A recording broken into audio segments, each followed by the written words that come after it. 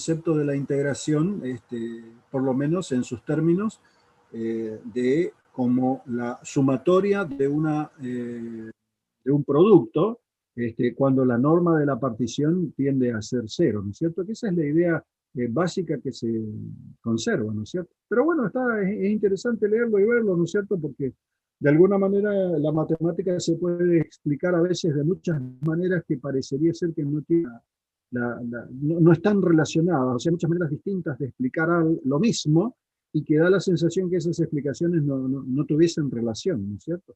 Pero en realidad estamos trabajando siempre en un mundo ahí que podrá ser más o menos despelotado. Yo prefiero la versión simplista para empezar a entender el tema, ¿no es cierto? Una vez que uno entiende, puede meterse en complejidades más elaboradas, ¿no es cierto? Pero está bien. Bueno, me alegro que les hayas pegado una visteada a eso. ¿Alguna otra pregunta por ahí? ¿Algún otro que esté interesado? ¿No?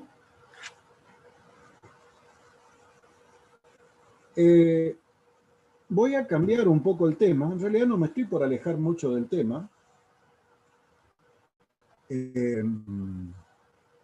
Y hasta ahora nosotros estuvimos analizando el problema de las funciones de una sola variable, de las funciones de dos variables, de las funciones de tres variables, por ejemplo, y las distintas posibilidades que hay para realizar un cálculo integral.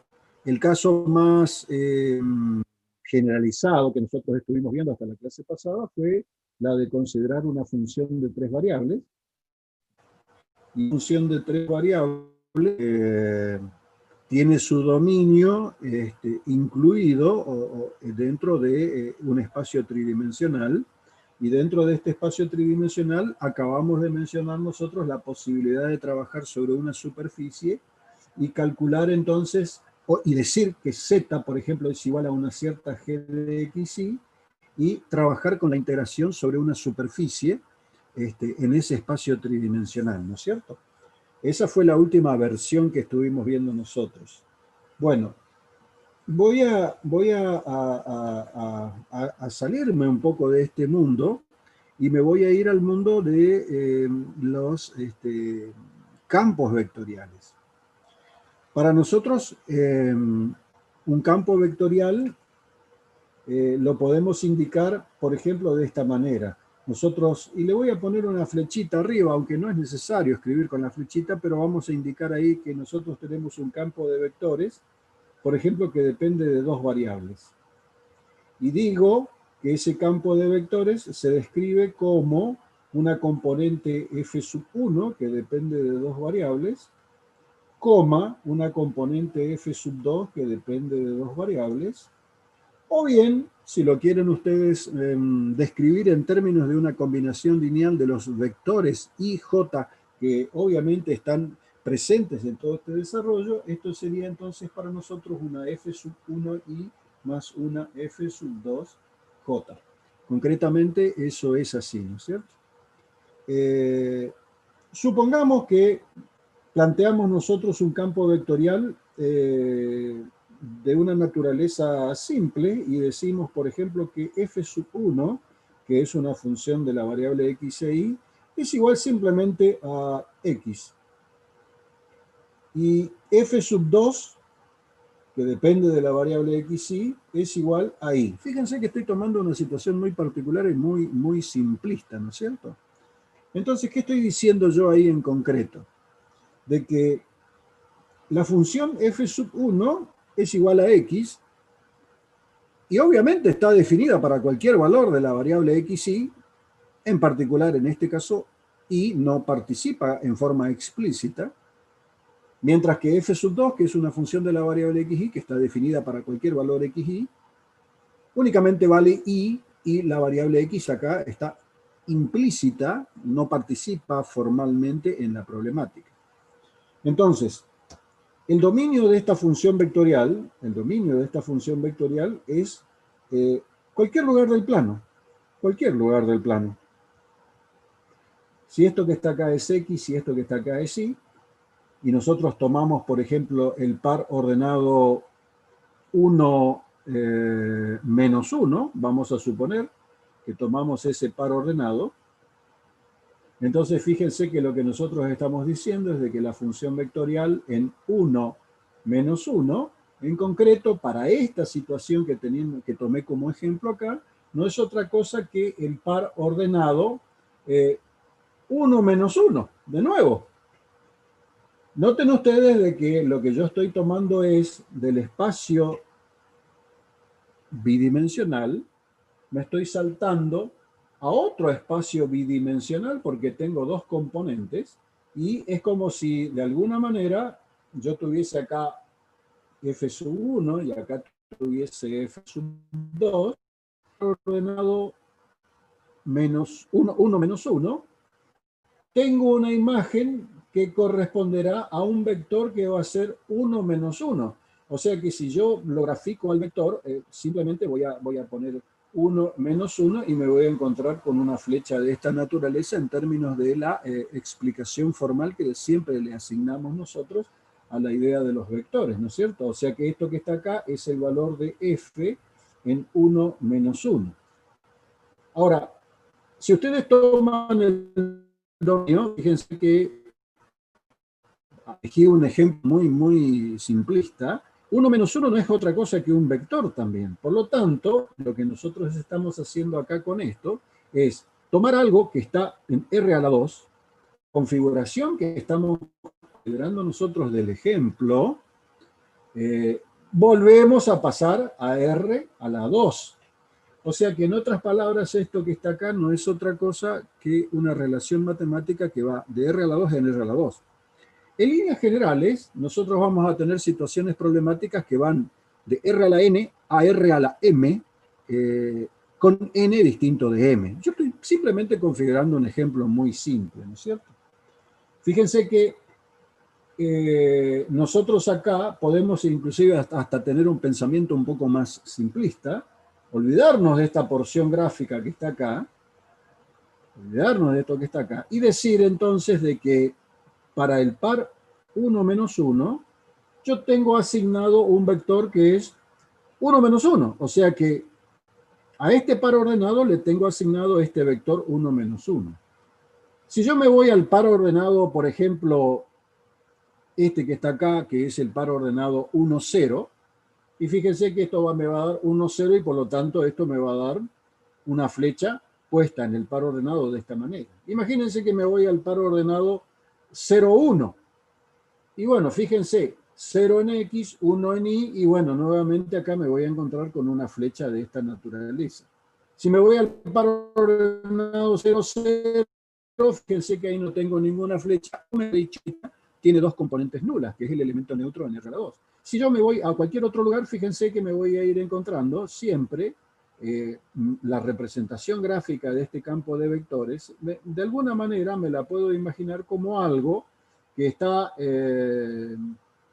lleno de flechas en el plano XY, donde cada flecha es un vector asignado a cada par ordenado de XY que estoy dándole vuelta, ¿no es cierto? Y por lo tanto, para la forma en que elegí yo mi ejemplo, todas esas flechas son salientes, por así decirlo, ¿no es cierto?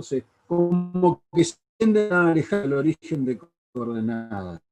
Otra manera de tomar un campo vectorial un poquitito distinto sería, por ejemplo, tomar x dividido x al cuadrado más y al cuadrado raíz cuadrada y tomar y sobre x al cuadrado más y al cuadrado raíz cuadrada. Fíjense que ahí tengo dos componentes.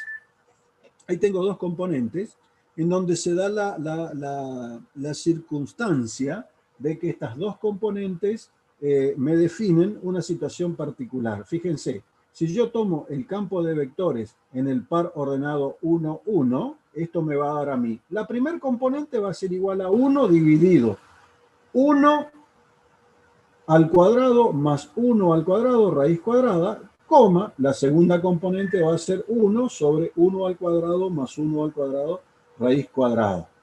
Y ahí tengo... Noten ustedes de que si yo miro a esto como una entidad vectorial, obviamente 1 sobre raíz cuadrada de 2, 1 sobre raíz cuadrada de 1, ¿no es cierto? Que son las componentes.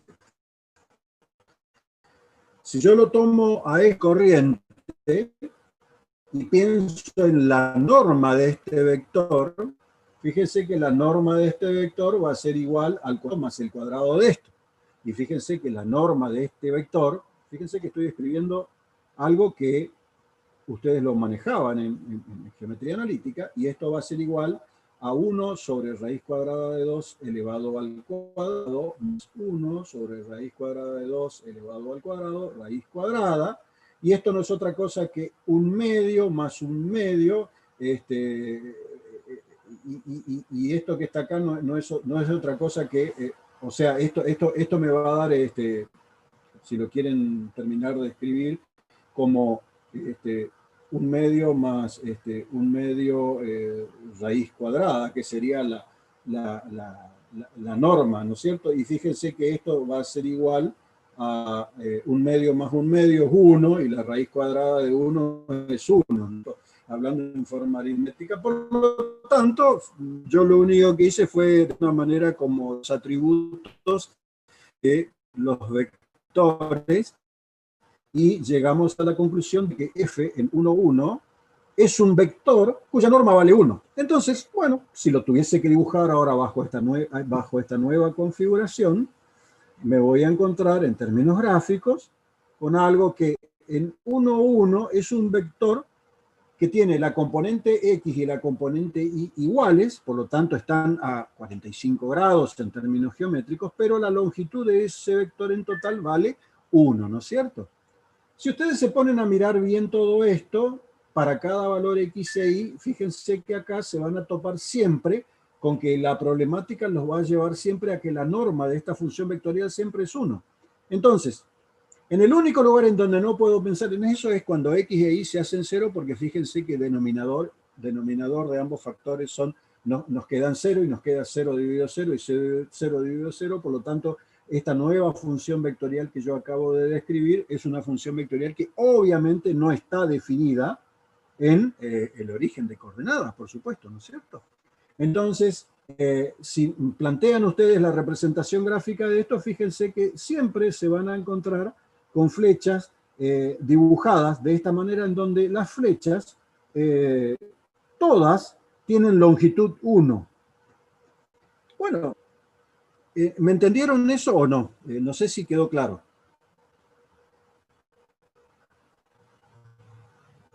Sí, profe. ¿Quedó claro? ¿Hay algún GeoGebra que te grafique los espacios de estos vectoriales? Sí, sí, sí, sí. Pasa que si nosotros mirásemos las posibilidades de hacer una representación gráfica y tomásemos todos los pares ordenados del plano XY disponibles como dominio de esta función, sería una mancha. No se vería nada, ¿no es cierto? Entonces, lo que hace el GeoGebra es de alguna manera preguntarte el de pares ordenados X que vas a considerar como para que no se produzca una saturación de la representación gráfica, porque si no sería un manchón, ¿no es cierto? Eso hay que tener en cuenta.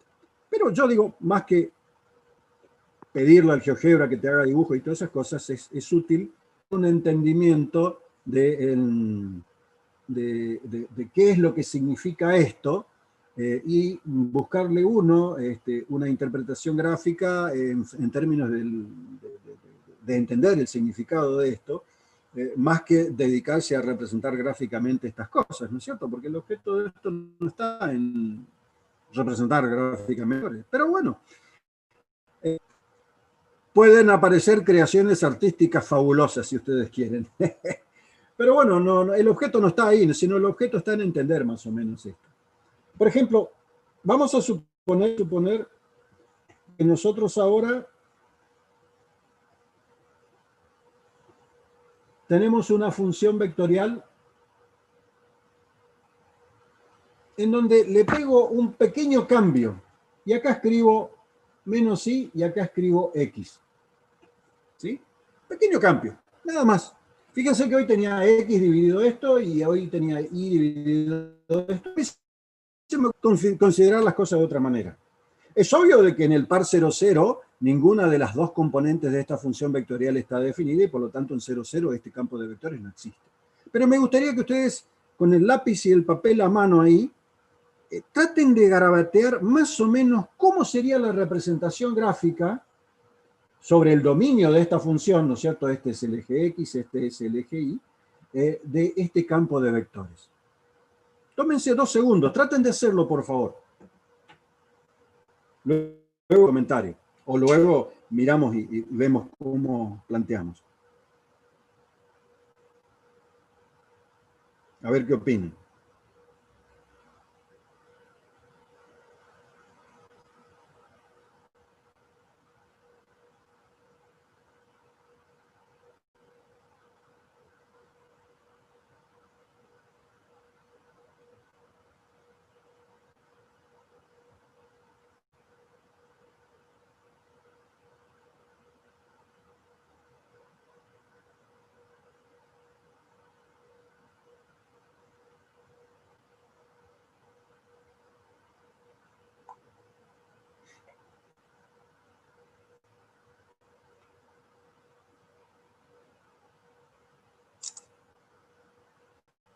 ¿Qué opinan?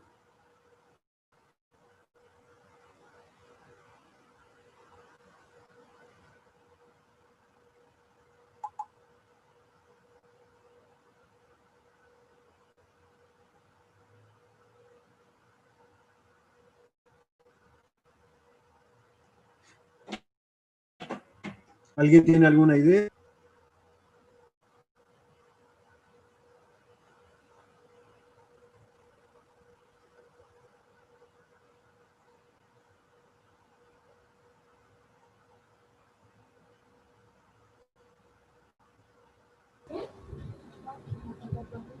Que hoy la representación, la gráfica en la anterior, las flechas, por decirlo así, eran salientes y ahora Sí, van a bueno. ser entrantes. Puede ser No, que sean entrantes. no, ¿Puede ser que horizontalmente sean salientes y verticalmente sean entrantes? no. Hagamos una prueba. Tomen la libreta ustedes ahí al lado y hagan, por ejemplo, F en 1, 1, digamos, es práctico, digamos, plantearlo, ¿no es cierto? Bueno, F en 1, 1 tiene una primera componente que va a ser igual a menos 1 sobre raíz cuadrada de 2, coma 1 sobre raíz cuadrada de 2. ¿Sí? Yo hice la cuenta mentalmente, nomás, ¿no es cierto? Pero sí, en el par 1, 1, la función vectorial asignará a este punto un vector como componente horizontal menos 1 sobre raíz cuadrada de 2. Eso es menos 0,7 más o menos, ¿no es cierto? Y como componente vertical, 0,7 positivo. Si lo miro así, entonces sería 0,7 para acá, 0,7 arriba y de alguna manera se flechita de esta naturaleza. ¿Puede ser?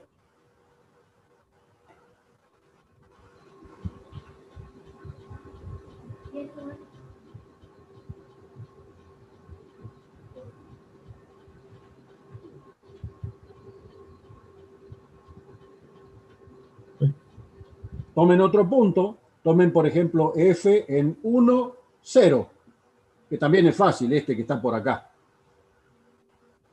Eso me valdría a mí 0 como primer componente y como segunda componente 1 sobre 1 cuadrado más 0 cuadrado y por lo tanto eso me queda simplemente, o sea que es a mí una flechita así, en ese lugar.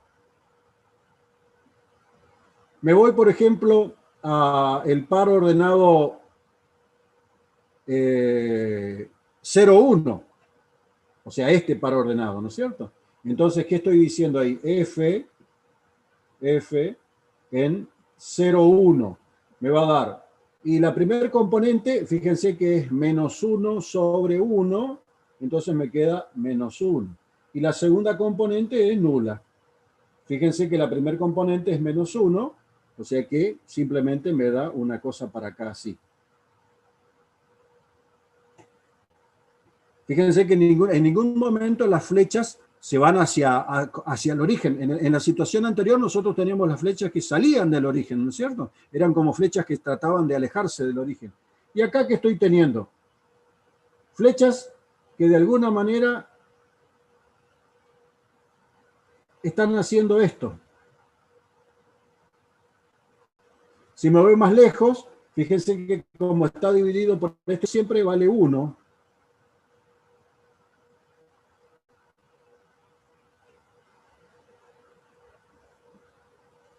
¿Puede ser? ¿No les da la idea a ustedes de tener una especie de rotación antihoraria en términos de la forma de ver las flechas? Como que alguien intenta dar una cucharita y revolver la taza en sentido antihorario, ¿no es cierto? Y luego saca la cucharita y todas las cosas quedarían dando vuelta ahí. Si nosotros tiramos una amiguita de pan sobre la taza, de alguna manera la amiguita de pan estaría dando vueltas en un círculo alrededor del centro de la taza, ¿no es cierto? ¿Se entiende eso o no?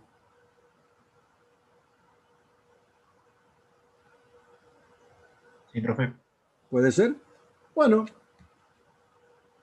es obvio que si nosotros le hubiésemos sacado el denominador, que está acá, y nos hubiésemos quedado con esto, fíjense que a medida que X e Y se hacen cada vez más grandes, alejándose del origen de coordenada, los vectores se hacen más grandes.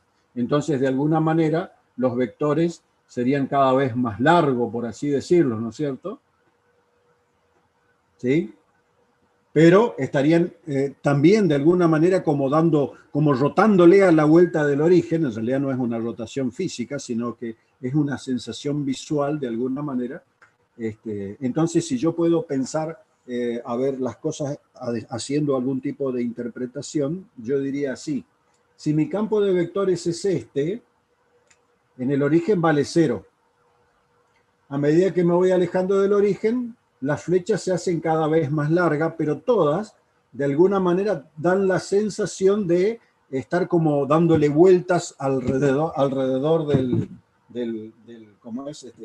origen, ¿no es cierto? Y si este campo de vectores representase la velocidad, como recién dije yo, tengo un recipiente, le pego unas vueltas con la cuchara y saco la cuchara. Si yo tiro una amiguita de pan en el centro de mi taza, la amiguita de pan da la sensación como que no se mueve. Pero si tiro sobre el borde la amiguita de pan gira, ¿no es cierto? Va dando vueltas alrededor del centro de la taza.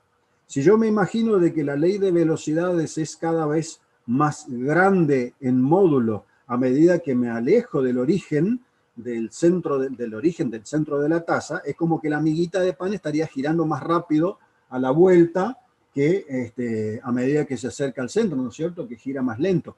Pensándolo como una especie así de visualización de que este campo de vectores tiene un significado que representa velocidad. ¿Se percibe esa situación o no? Sí, profe. Bien, en cambio, en la situación anterior que nosotros teníamos esto, que era XY, entonces la cosa era distinta y eran flechas que de alguna manera se iban haciendo cada vez más grandes a medida que me alejaba del origen de coordenadas, ¿no es cierto? Porque suena razonable, porque tanto más grande sea X y tanto más grande sea Y, en términos formales, de alguna manera la flecha se hace cada vez más grande. Entonces, esto sería más o menos como pensar una cosa un poco extraña, ¿no es cierto? Pero como si esto fuese la superficie de un líquido, y si yo tiro una amiguita de pan sobre la superficie del líquido justo en el centro, la amiguita de pan no se mueve. Pero si de alguna manera yo la tiro por acá, la amiguita de pan va a tratar de alejarse del centro y a medida que se aleja del centro va a adquirir velocidades cada vez más grandes. Desde el punto de vista de una taza que se revuelve, esto es un absurdo, ¿no es cierto? Porque no pasa eso en una taza que se remueve, que se mueve, ¿no es cierto? El centro sería como un punto de equilibrio. Y tomalo así, si querés llamarlo como punto de equilibrio, pero el centro sería por lo menos un lugar en donde la velocidad es nula, punto. Qué sé yo lo que puede ser. En realidad no me imagino ningún artefacto físico o mecánico que pueda producir esto que está acá, ¿no es cierto? Pero bueno, es una simple idealización de algo pensando en que de alguna manera las funciones vectoriales pueden describir algunos conceptos obviamente muy orientados hacia la interpretación matemática de ciertas cosas de nuestro mundo físico. Por ejemplo, ustedes vieron campos eléctricos en física y fíjense que ustedes representaron a los campos eléctricos mediante flechas, ¿no es cierto? Incluso ustedes en física, a pesar de que lo trataron al tema en términos tridimensionales, lo plantearon al tema en forma bidimensional por una cuestión de la simetría que ocurre y dijeron de que cuando tienen una carga determinada en un determinado lugar físico, hicieron una idealización y dijeron de que el campo eléctrico suponiendo que esto que está acá es una carga positiva, el campo eléctrico cercano a esta carga es representado en términos de una flecha, es representado en términos de una flecha que que apunta hacia la carga y que a medida que el punto se encontraba más cercano a la carga, la flecha era más grande. ¿Por qué? Porque definían el campo eléctrico en términos de una proporción entre el producto de las cargas y el inverso del cuadrado de la distancia, ¿no es cierto? Y mientras la distancia sea cada vez más pequeña, por ser parte de un denominador, al ser cada vez más pequeña, es más grande el módulo de la fuerza, ¿no es cierto? Entonces, por lo tanto, es más grande la longitud de la flecha que ustedes tenían como representación gráfica de un campo eléctrico. Eso se acuerdan, ¿no es cierto? Y ustedes tomaban una representación gráfica en el plano para indicar esa situación, ¿no es cierto? Pero en realidad era un problema espacial, tridimensional, donde tomaban como referencia a la distancia como la única variable que describía el problema, ¿no es cierto? Por ejemplo, nosotros podemos considerar un campo vectorial de 3 dimensiones. O sea, podemos considerar una f sub 1, por ejemplo, podemos tomar así, que f de xy depende, que f, perdón, vectorial, función vectorial depende de 3 variables, en donde la primer componente depende de x, y z, la segunda componente también depende de x, y z, y que la tercera componente también depende de x, y z, ¿no es cierto? Y estas son las 3 componentes. Y yo elijo para este ejemplo que estoy describiendo, que f sub 1 vale x, f sub 2 vale y que f sub 3 depende de x y z, por supuesto, que depende de x y z, f sub 3 que depende de x, de y, de z. Para mi ejemplo particular es siempre 0. Para mí es siempre 0. Entonces, noten ustedes acá que las 3 componentes de mi función vectorial de alguna manera tienen una componente siempre nula, y esta es la componente vertical de mi problema.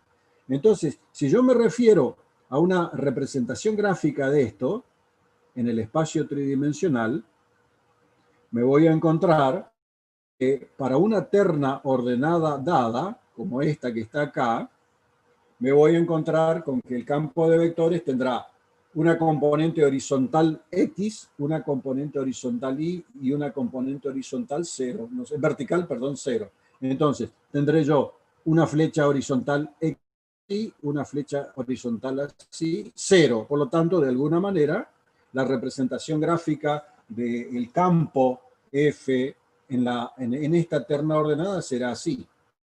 Fíjense que si yo me voy a una cota distinta, o sea, tomo una terna ordenada, pero que tiene las mismas X e Y, pero que Z es mayor. Como Z no influye en la cuenta, voy a encontrarme que si este punto y este punto tienen las mismas X e Y, entonces la flecha nuevamente va a ser así, ¿no es cierto? Y así sucesivamente para el infinito de los puntos que tengo en este campo de vectores, y de alguna manera fíjense que esto no es otra cosa que una especie de manifestación de flechas que se salen, por así decirlo, del eje Z, o tratan de alejarse del eje Z. ¿Se entiende, no es cierto?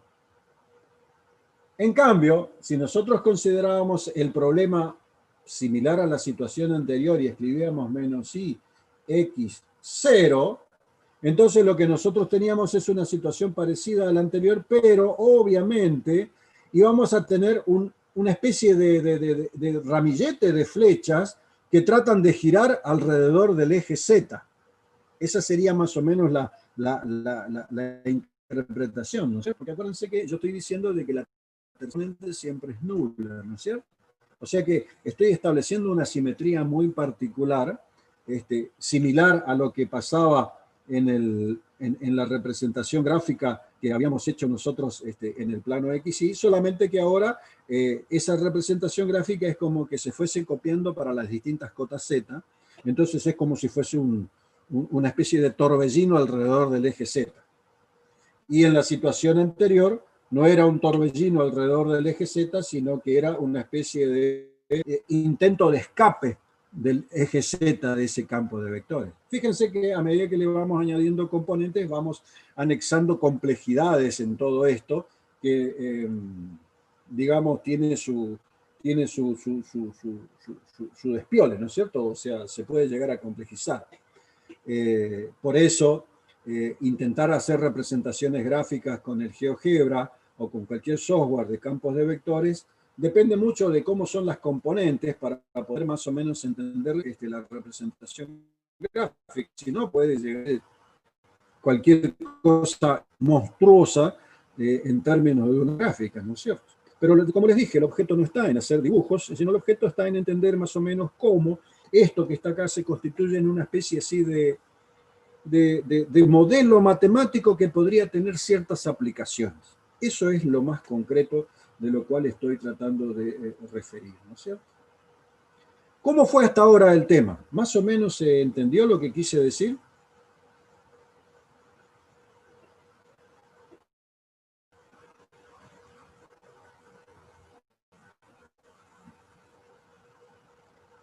Sí, profe, se entendió. Bien. Bueno, voy a hacer un punto de aparte, por así decirlo, y voy a irme a algo que es netamente abstracto. Aunque en realidad ese elemento abstracto nosotros lo habíamos inferido, los habíamos tomado como una situación particular, el problema de la derivada.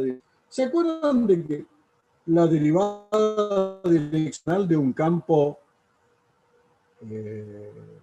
escalar, por ejemplo, que depende de 3 variables, un campo escalar que depende de 3 variables, según una determinada orientación vectorial que le llamo E, era igual a el operador delta invertido aplicado al campo F, multiplicado escalarmente por el vector E, que era, me definía la dirección y sentido de análisis de derivada. Y esto que está acá, que era la aplicación del operador delta invertido de F, no era otra cosa que un intento de interpretar a que el operador delta invertido se describía como derivada parcial de algo respecto de X, derivada parcial de algo respecto de Y, derivada parcial de algo respecto de Z, y que cuando el operador se intentaba aplicar sobre un campo escalar, yo pensaba que esto que estaba acá es un producto de un operador vectorial por un estar, y era como multiplicar por un número a un vector.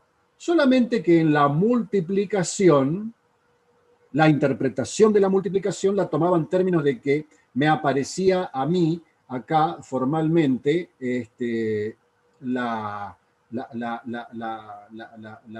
derivada del campo respecto de X, la derivada del campo respecto de Y, la derivada del campo respecto de Z, ¿no es cierto? Le dábamos esa interpretación formalmente a esa especie de multiplicación que en realidad no era una multiplicación, pero que sí funcionaba más o menos bien.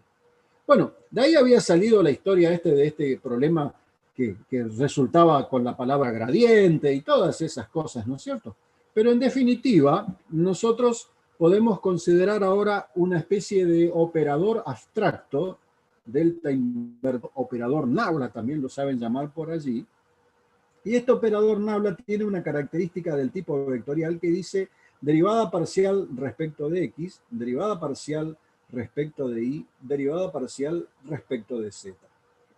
Este es un operador abstracto, ¿no es cierto? Entonces, este operador abstracto podría aplicarse, sin importar qué significa,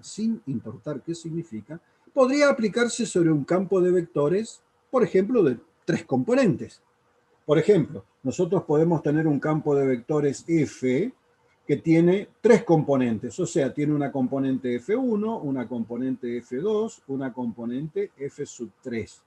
Obviamente estoy diciendo que el campo de vectores depende de la variable X, de la variable Y y de la variable Z. Eso debe seguir siendo asumido de esa manera, ¿no es cierto? Entonces, como esto es un operador vectorial y esto que está acá es un vector, así en el criollo básico, este operador vectorial se puede aplicar sobre este vector tratándolo de 2 maneras distintas. Lo podíamos multiplicar por otro vector con una operación llamada producto punto o producto escalar. Y el resultado de esa operatoria era un número. Y también podíamos tratarlo en términos de una operatoria que era el producto cruz o el producto vectorial. Eran las 2 posibilidades que teníamos nosotros de hacer unas cuentas con los vectores. Y obviamente esos vectores tenían esas cuentas tenían una significación particular, ¿no es cierto? Bueno, sin importar y sin necesidad de buscar una significación formal, nosotros podríamos plantear acá en términos abstractos que cuando aplicamos el operador delta invertido por el campo de vectores F en términos de un producto punto, esto se tomaría entonces como derivada parcial respecto de X, derivada parcial respecto de Y, derivada parcial respecto de Z, punto F1, F2, F3. Entonces, eso que está ahí es una especie de símil producto escalar de vectores, un símil, digo, para que les quede entendido, y esto, si lo analizo formalmente, va a ser igual al producto de esto por esto, más el producto de esto por esto, más el producto de esto por esto. Pero el producto de esto por esto en realidad no es una multiplicación, sino la aplicación de la derivada de f1 respecto de x. Entonces acá me aparece la derivada de f1 respecto de x, más la derivada de f2 respecto de y, más la derivada de f3 respecto de z. Y fíjense que, admitiendo que f1 y f3 son funciones que dependen de la variable x y z, para cada x uso yo una derivada, y como la derivada parcial normalmente me representa para cada una ordenada del dominio de f1, de f2 y de f3, un número, esto que es en una interpretación muy criolla, por así decirlo, un número para cada valor x y z. En otras palabras, esto que está acá no es otra cosa que una función de 3 variables que surge de hacer esta cuenta, ¿no es cierto? Bueno, esta es una posibilidad. No me interesa qué significa. Yo simplemente digo que tengo un operador vectorial que lo puedo aplicar sobre un campo de vectores, y a ese operador vectorial lo puedo aplicar en términos de algo que yo lo asimilo al punto de la geometría analítica, entendiendo de que no es producto, sino que es la aplicación de la suma de las derivadas parciales de las componentes respecto de x, respecto de y, respecto de z. ¿Se entendió, no es cierto? O sea, estoy haciendo una operatoria abstracta sin importar qué significa. Pero bueno, Obviamente la otra posibilidad que me queda, de acuerdo a lo que conocíamos nosotros de la geometría analítica que estuvimos analizando, es tomar, por ejemplo, el producto cruz.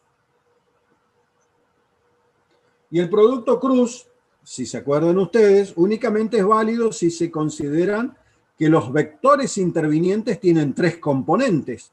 Por lo tanto, yo acá tengo un campo de vectores que tiene 3 componentes y tengo un operador un poco así fantasmagórico que también en principio tiene 3 componentes. Por lo tanto, el producto cruz o producto vectorial se va a desarrollar como el determinante IJK de derivada parcial respecto de X, derivada parcial respecto de Y, derivada parcial respecto de Z, y acá voy a tener f1, f2 y f3.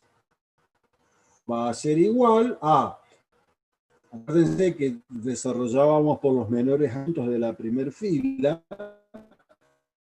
y queda esto por esto menos esto. Pero esto por esto no se interpreta como una multiplicación, sino como una derivada parcial de f3 respecto de y menos una derivada parcial de f2 respecto de z. Paréntesis, versor y más. Voy a escribir por acá abajo, más.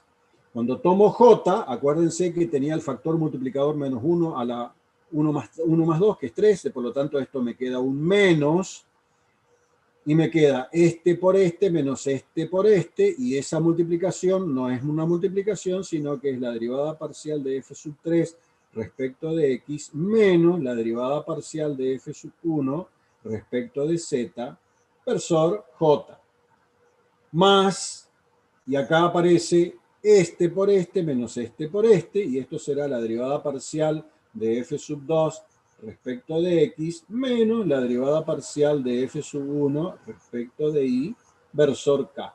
Entonces, ahora mirándolo en términos de cómo apliqué el operador sobre el campo de vectores, a diferencia de la situación anterior, que me encontraba con una función escalar como resultado, acá me encuentro con una nueva función vectorial de 3 componentes, donde cada componente se constituye de la manera en que he escrito, de acuerdo al desarrollo del determinante de esto, de acuerdo a lo que estaba pautado en términos de la similitud que teníamos con el producto cruz de la geometría analítica. ¿Se entendió más o menos qué hice? O sea, yo no estoy hablando de qué significa. Yo dije, miren, tengo un campo de vectores, tengo un operador y puedo hacer eso. Aparentemente no es nada ilícito, no es nada raro, ¿no es cierto? Bueno, ¿alguna pregunta? Sí, profe, estas dos operaciones que hizo recién aparecieron un montón en Física 2 y nosotros no entendíamos Perfecto, bien qué pasaba. perfecto. Me Las alegro. ecuaciones de Maxwell y eso. O sea, como vos no entendías ni mierda, el profesor de física te mintió de lo lindo. Total, vos no entendías nada, ¿no es cierto?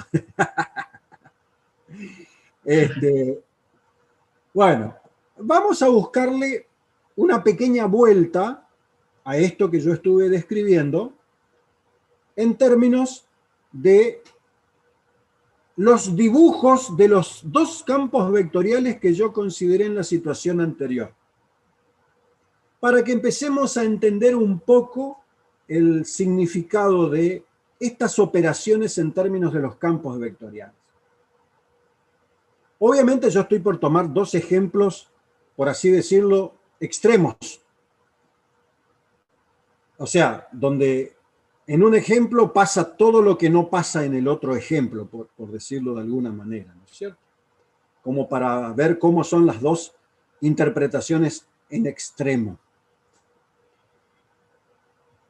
El campo de vectores que yo había considerado hoy, f de x y z, era x y 0. Ese era el ejemplo que yo había considerado. Y les pido por favor que se acuerden de que la representación gráfica de ese campo de vectores era un campo de vectores cuyas flechas, a medida que nos alejábamos del eje Z, se hacían cada vez más largas las flechas, ¿no es cierto? Y que todas las flechas eran de alguna manera una especie de estaban todas en paralelo, porque la tercer componente siempre es nula, ¿no es cierto? O sea, ninguna flecha se va para arriba, en otras palabras. Todas son flechas que de alguna manera son paralelas al plano XY. Eso les pido por favor que se recuerden. Entonces, en términos gráficos, si lo miro de arriba a mi problema, este es el eje X, este es el eje Y. Si lo miro de arriba, el eje Z está como saliendo acá de la pizarra. Entonces, de alguna manera, en un punto cualquiera, yo tengo una flecha del campo de esta forma, ¿no es cierto? De hecho, el campo en el origen vale 0, ¿no es cierto? En cualquier otro lugar, una flecha de esta forma. No me importa a qué cota Z voy, todas las flechas de alguna manera son paralelas al plano XY y todas las flechas intentan alejarse del eje Z. Es eso lo que está pasando, ¿no es cierto? Entonces, yo voy a aplicar el operador delta invertido en términos del producto cruz a este campo. Lo voy a hacer de esa manera. Y después voy a renombrar esta operación con otro nombre, en razón de lo que vamos a descubrir. Esto va a ser igual I, J, K, derivada parcial respecto de X, derivada parcial respecto de Y, derivada parcial respecto de Z, X y 0, que son las tres componentes de mi campo de vectores, ¿no es cierto? Bueno, empiezo. Tomo esto y hago este por este menos este por este. Este por este no es interpretado en términos de un producto, sino que se entiende como la derivada parcial respecto de Y de esto que es una constante. La derivada parcial es nula, 0, ¿no es cierto? Escribo 0. Tomo esto por esto, ahora, un signo menos acá. Y esto corresponde a la derivada parcial de Y respecto de Z. Pero las variables X y Z de mi campo de vectores son independientes. Por lo tanto, la derivada de Y respecto de Z es nula. Por lo tanto, acá aparece 0. Versor Y. Más. Bueno, vamos a escribir el menos como le corresponde. Voy a escribir por acá abajo, menos. J. Me va a quedar la derivada parcial de la constante nula respecto de X. ¿Qué es eso? 0. Menos la derivada parcial de X respecto de Z. Pero X es independiente de Z. 0. Versor J. Más. Y acá me va a aparecer, cuando tome esto, K, ¿no es cierto? Me va a quedar la derivada parcial de la constante 0 respecto a X. 0. Menos la derivada parcial de la variable X respecto de la variable Y. Pero ambas variables son independientes. 0. Versor K. O sea que fíjense que el resultado de esta operatoria es la terna ordenada 0, 0, 0. Y fíjense que para este campo, esta operación es siempre la terna ordenada 0, 0, 0, o sea, el vector 0. Vamos a dibujarlo de esa manera, ¿no es cierto? Si lo queremos ver así, para cualquier par ordenado XY. La pregunta es, observen las flechas, se alejan.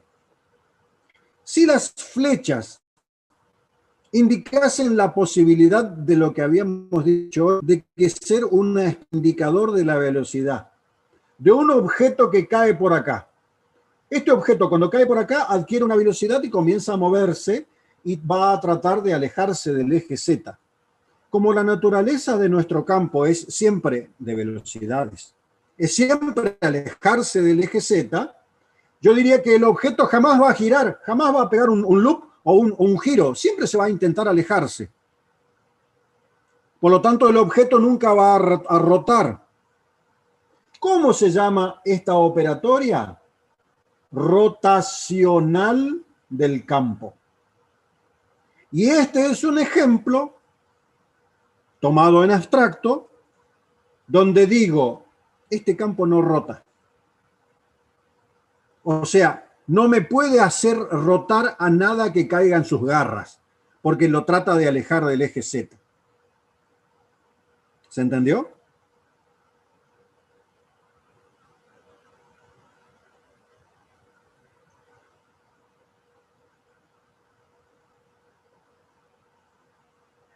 ¿Qué les pareció? ¿Quedaron anonadados?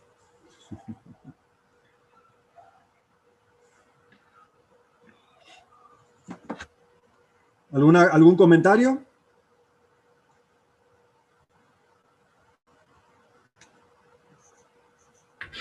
Como dijo profe, que ese campo no es un campo rotacional, ¿por qué? Porque no rota. Fíjate que el rotor o producto cruz del campo para cualquier terna ordenada X y Z de su dominio es siempre nulo. ¿Sí? Siempre es nulo. ¿Te das cuenta?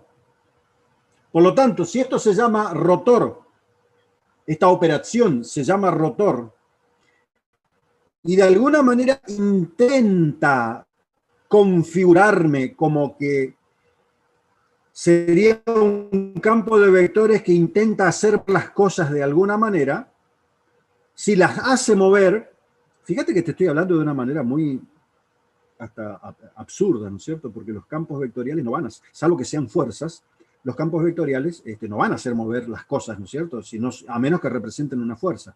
Pero si esto representa una fuerza, esa fuerza lo que va a tratar es de alejar el objeto, pero nunca hacerlo girar alrededor del eje Z. Lo trata de alejar siempre del eje Z, pero no hacerlo girar. Por lo tanto, el rotor de este campo es nulo. Por ejemplo, en el campo eléctrico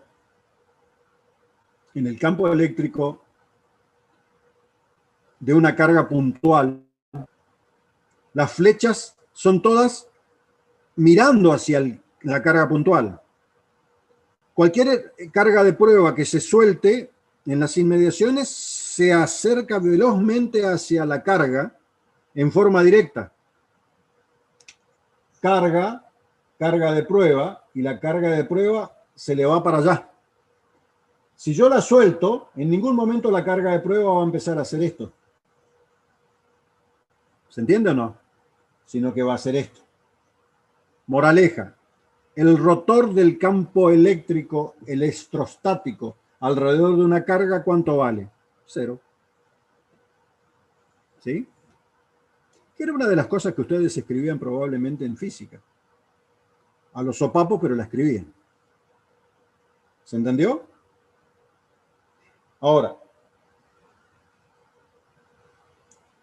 me voy a la otra posibilidad de realizar el producto punto de ese campo con respecto a el operador delta invertido.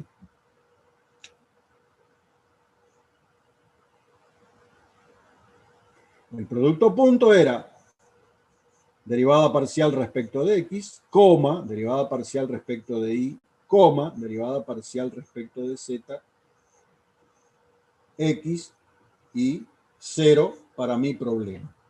Hago la cuenta. Este por este más este por este más este por este.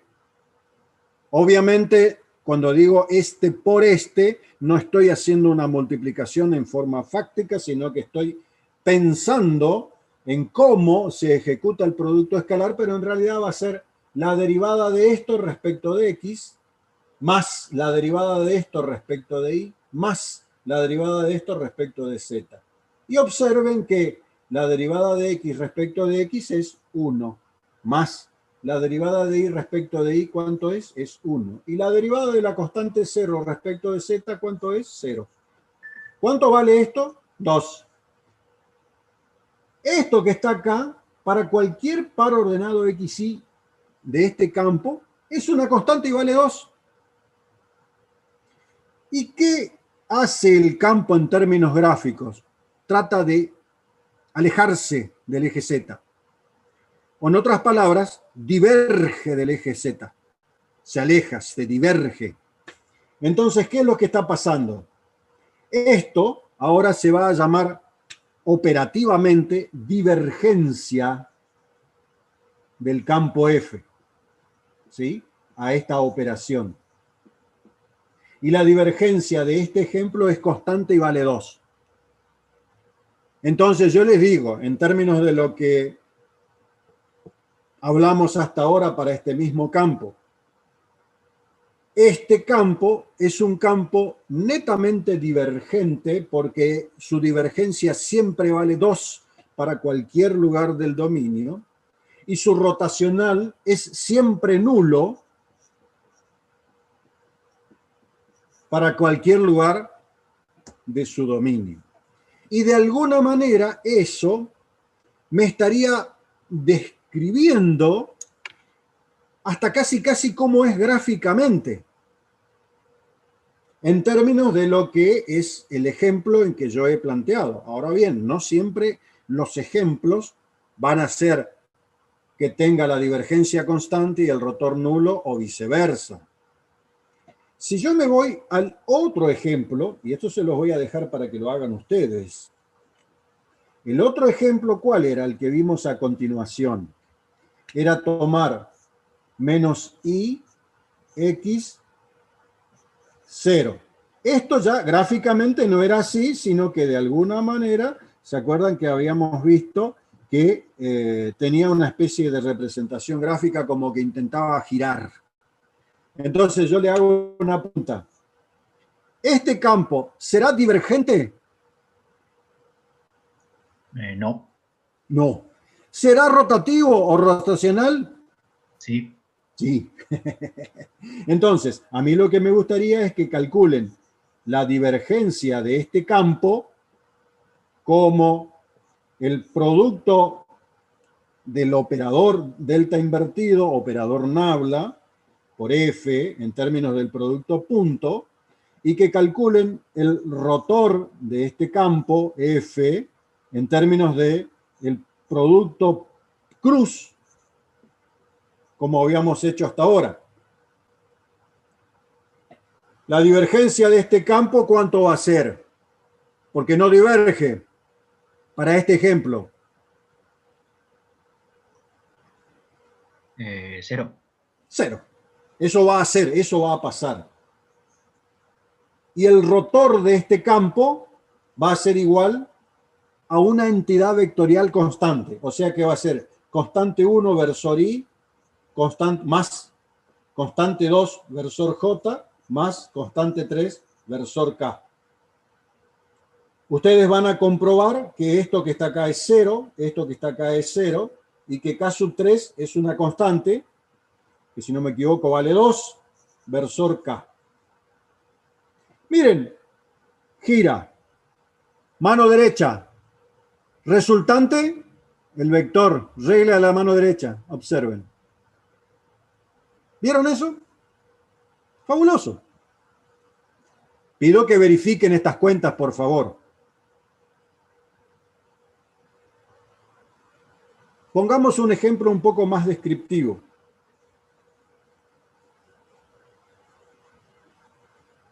Un río. Las costas del río. Me imagino un puente acá. Un tipo parado arriba del puente acá, mirando cómo circula el agua. Por el centro del río viene navegando un camalote o un objeto que flota.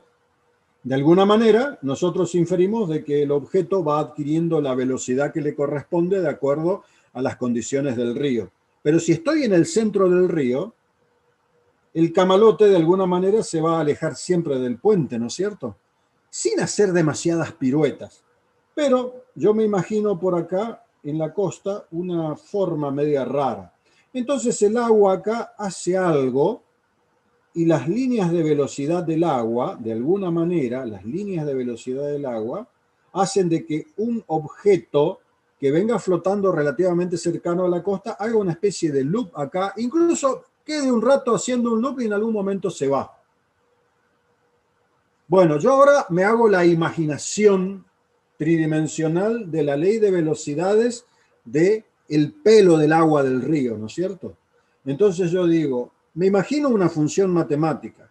Entonces, de acuerdo al comportamiento que yo dije, es que en la zona central del río, por la naturaleza de lo que yo observo, el río tendrá una ley de velocidades que será rotacional o será divergente. La respuesta intuitiva va a ser, será divergente porque trata de alejarse permanentemente del observador, por decirlo de alguna manera. Mientras que en la costa será rotacional y no tan divergente.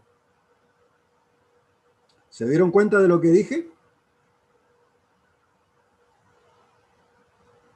Y por lo tanto, le asignamos una interpretación un poco tiradita de los pelos, por así decirlo, al concepto de rotor y divergencia de un campo de vectores, en términos de una interpretación un poquitito así gráfica, pensando en velocidades, por ejemplo. La dinámica de los fluidos, que se estudia fundamentalmente en ingeniería, hace mucho uso de estos conceptos. Y de alguna manera se sacan una serie de conclusiones en términos de las ecuaciones de Bernoulli y otras cosas más, porque de alguna manera interesa saber cómo es la dinámica de los fluidos. Eso es lo que importa, ¿no es cierto? Pero bueno, ustedes están estudiando ingeniería en sistema. No sabría yo darle muchos ejemplos muy especiales, pero de alguna manera estoy tratando de generar un esquema mental de más o menos cómo funciona esto en términos de esos conceptos nuevos que aparecieron, que se llaman rotor y divergencia. ¿Está? ¿Alguna preguntita? Profe, un ejemplo podría ser de divergencia, el campo magnético que tendría divergencia cero. Ahí está, ahí está. En el campo magnético, vamos a tomar el ejemplo ese que te daba el profe de un conductor por el cual circulaba una corriente eléctrica ahí, ¿no es cierto? Y decía que el campo magnético era algo cuyas líneas de campo eran líneas que envolvían a ese conductor. ¿Estamos de acuerdo? Ese campo B le vamos a llamar nosotros. Entonces, es evidente que en este caso el campo magnético es netamente rotativo y no divergente para esta situación. Clarísimo, tenés razón. ¿Se entendió?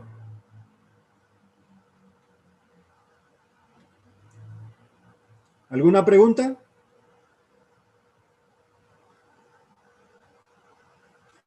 Obviamente, todos estos descubrimientos de las corrientes eléctricas, campos eléctricos y magnéticos se hicieron prácticamente independientes de la teoría matemática de los campos vectoriales.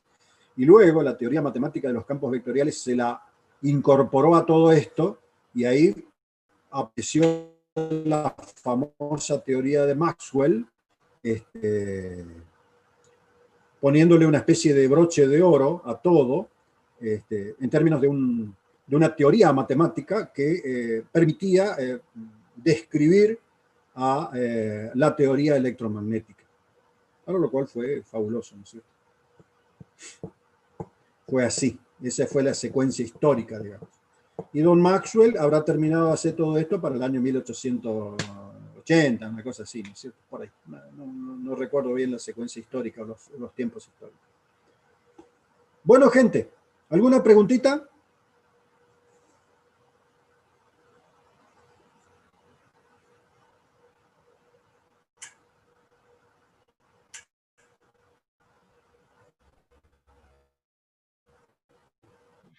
Profe, ¿Está ahí? Sí.